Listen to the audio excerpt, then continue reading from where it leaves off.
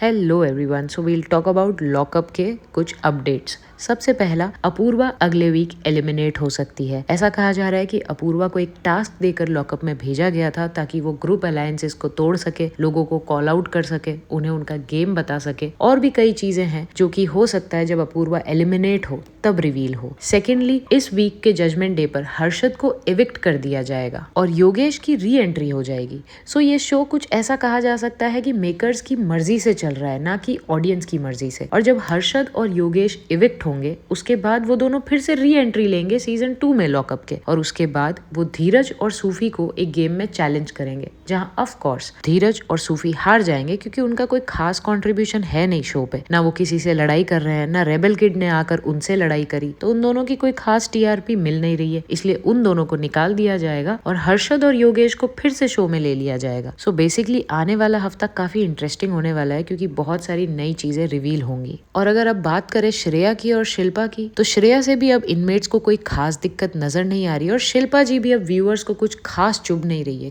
क्योंकि उन्हीं की वजह से शो में थोड़ा एंटरटेनमेंट तो बना हुआ है। हाँ, उनकी कुछ बातें हैं जो काफी ऑफेंसिव हैं, लेकिन उन बातों के लिए उन्हें कॉल आउट कर दिया गया है और वो कॉल आउट भी अपूर्वा ने डायरेक्टली ऑन द फेस किया। अपूर्वा जब से शो में गई है वो सबको on the face call out कर रही है और उनकी स्ट्रेटेजीज को रिवील कर रही है। मे बी यही अपूर्वा का टास्क था, लेकिन उनके एलिमिनेशन की न्यूज सुनकर उनके फैंस और व्यूअर्स डिसअपॉइंटेड है क्योंकि अपूर्वा के होने से शो में थोड़ा मजा आ रहा था। बहुत सारे लोगों का ये भी कहना है कि शायद makers at the end Shivangi को ही जिताएंगे क्योंकि शिवांगी उनके टेलीविजन की प्रिंसेस जो है, और शिवांगी का गेम भी अब व्यूअर्स को समझ आने लगा है कि उन्होंने मोस्ट प्रोबेबली हर्षद को अपने गेम के लिए यूज किया है और हर्षद ओवर इमोशनल होने की वजह से ना तो उस गेम को समझ पाए और ना शिवांगी से अलग होके अपना इंडिविजुअल गेम खेल पाए। अभी तक शिल्पा जी ही हैं जो शिवांगी के इस गेम को समझ गई और डायरेक्टली इस चीज को उन्होंने बोल दिया। और राम कपूर की तो बात ही क्या करें, वो या तो शो में सबके पापा हैं या फिर वो सबके साथ क्लोज हो रहे हैं।